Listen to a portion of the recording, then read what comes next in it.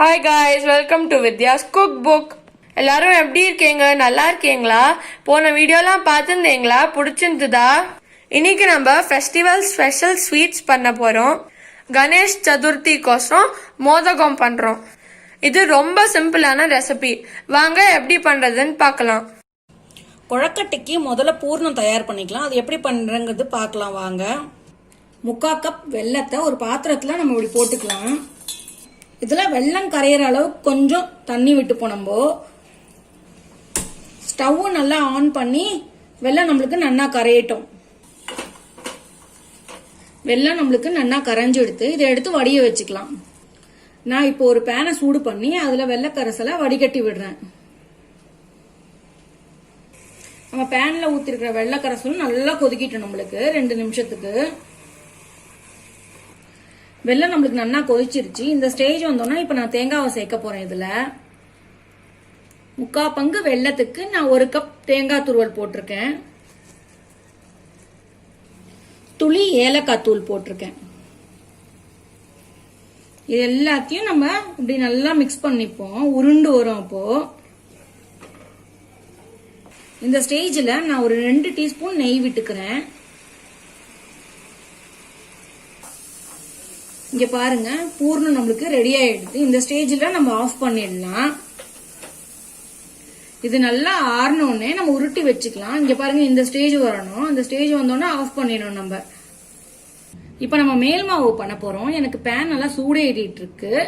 1 cup அரிசி மாவுக்கு 1/2 cup ஜலம் விடலாம், தண்ணி. இந்த தண்ணியில நம்ம துளி உப்பு சேர்த்துக்கலாம். இதுக்கு மேல நான் 2 டேபிள் ஸ்பூன் எண்ணெய் விட்டுக்கிறேன். எண்ணெய் விட்டா ஒட்டாம வரும் நம்மளுக்கு. நான் 1 கப் அரிசி மாவு எடுத்திருக்கேன். இது வீட்டில் செஞ்ச அரிசி மாவு. இது எப்படி பண்ணேன் அப்படின்னா, 1 டம்ளர் பச்சரிசி எடுத்துட்டேன். அது 1 மணி நேரம் நல்லா சுத்தம் பண்ணி ஊற வச்சு ஒரு காட்டன் துணியில நல்லா நிழலுணத்தை ஆற வச்சுட்டேன். ஃபுல்லா ஆறாம கொஞ்சம் கொஞ்சம் ஈரமா இருக்கும். அந்த ஸ்டேஜ்ல நான் என்ன பண்ணேன்னா, மிக்சியில போட்டு அரைச்சி சலிச்சு வச்சா எடுத்த மாவு இது. அது உங்களால பண்ண முடியலன்னா ஒன்றும் பிரச்சனை இல்லை. ஸ்டோர்ல கூட நீங்க ரெடிமேட் மாவு கிடைக்குது, அதை வாங்கி நீங்க யூஸ் பண்ணிக்கலாம். இங்க பாருங்க, நம்மளுக்கு கொதிச்சிருச்சு நல்லா. இந்த ஸ்டேஜ்ல நான் என்ன பண்ண போறேன், கொஞ்சம் கொஞ்சமா மாவு போட்டு கட்டி விடாம கலரிக்கலாம். நம்ம ஒவ்வொரு அரை ஸ்பூனா, அப்புறம் கொஞ்சம் ஒவ்வொரு ஸ்பூனா போட்டுக்கலாம் நம்ம. இங்க பாருங்க, நல்லா மாவு நம்மளுக்கு சுருண்டு வெந்து வந்திருக்கு. இது தண்ணி உங்களுக்கு எப்படி அப்படின்னா, ஒவ்வொரு மாவுக்கு ஏத்த மாதிரி தண்ணி. நீங்க ஃபர்ஸ்ட் கொஞ்சமா தண்ணி விட்டுக்கோங்க. 1/2 டம்ளர் விட்டீங்கன்னா அதுல கம்மி கூட பண்ணிக்கலாம் சில டைம். ஏன்னா ஒவ்வொரு மாவுக்கு ஏத்த மாதிரி அது இருக்கும். என்னோட மாவு 1/2 டம்ளர், 1 டம்ளருக்கு 1/2 டம்ளர் தண்ணி எடுத்துக்கும் என்னோடது மாவு. இது நம்மளுக்கு ரெடி ஆயிடுச்சு. இதை நான் மூடி போட்டு மூடி வச்சிடுறேன். கொஞ்சமா நல்லெண்ணெய் விட்டு நான் மூடி வச்சிடுறேன். பூர்ணம் நம்மளுக்கு நல்லா ஆறிடுத்து.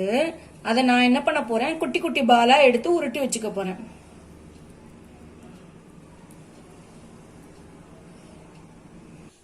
நம்மளுக்கு சூடு நல்லா ஆறி எடுத்து கொஞ்சம் எண்ணெய் தொட்டு தொட்டு நம்ம இதை ஃபுல்லா பிசைஞ்சிக்கலாம். இப்ப நம்ம சொப்பு பண்ணலாம். இதை எடுத்து இந்த பாருங்க, கொஞ்சம் மாவை இப்படி எடுத்துக்கிட்டு மோதகம் பண்ண போறோம். நம்ம இப்படி நல்லா உருட்டிக்கோங்க.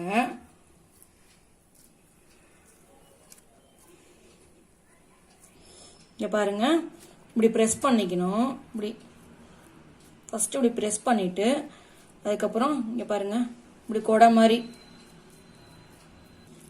கொடை மாதிரி பண்ணிட்டு இதுக்குள்ள இப்படி வைக்கணும். இப்படி பூர்ணத்தை வச்சு இந்த பாருங்க, இப்படி எல்லா பக்கமும் இப்படி க்ளோஸ் பண்ணிடணும்.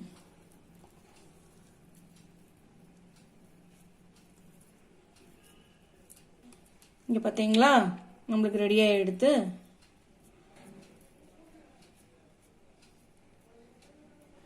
நான் உங்களுக்கு இன்னொன்னும் பண்ணி காட்டுறேன். பார்த்தீங்களா, இப்படி எடுத்துட்டு நல்லா இப்படி உருட்டிக்கணும் மாவை. அதுக்கு முன்னாடி நம்ம இந்த மாவை மூடி போட்டு போட்டு எடுத்துப்போம், என்ன இல்லாட்டி காஞ்சிரும்.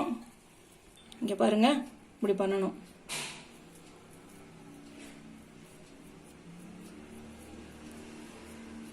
நம்மளுக்கு சொப்பா பண்ண வரலன்னா இப்படி போட்டுட்டு இந்த மாவை இப்படி பண்ணி இதை இப்படி க்ளோஸ் பண்ணிடலாம். இங்க பாருங்க, இப்படியும் பண்ணலாம். இங்க பாருங்க, இப்படி பண்ணா ரெடி ஆயிடுது நம்மளுக்கு ரெண்டாவதும்.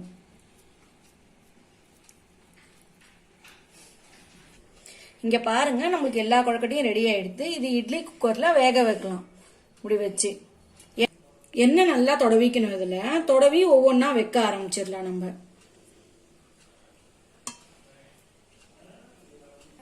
நான் இட்லி தட்டுல தண்ணி விட்டுருக்கேன். இட்லி கீழே அந்த பாத்திரத்துல தண்ணி கொதிச்சிருச்சு எனக்கு கொஞ்சமா. அதுல நான் வந்து ஒரு இட்லி பாத்திரத்தை இந்த மாதிரி வச்சுட்டு அதுக்கு மேல இந்த தட்டை நான் வைக்கிறேன். உங்களுக்கு இந்த மாதிரி தட்டு இல்லைன்னா இட்லி தட்டே யூஸ் பண்ணிக்கலாம். இதை மூடி போட்டு 10 நிமிஷம் வேக வச்சு நம்ம எடுத்துக்கலாம். வாங்க, நம்மளுக்கு 10 நிமிஷம் ஆயிடுச்சு. திறந்து பார்க்கலாம். இங்க பாருங்க, நம்மளுக்கு எல்லா கொழுக்கட்டையும் அருமையா ரெடி ஆயிடுது. நான் இது எல்லாத்தையும் எடுத்து வச்சுக்கிறேன்.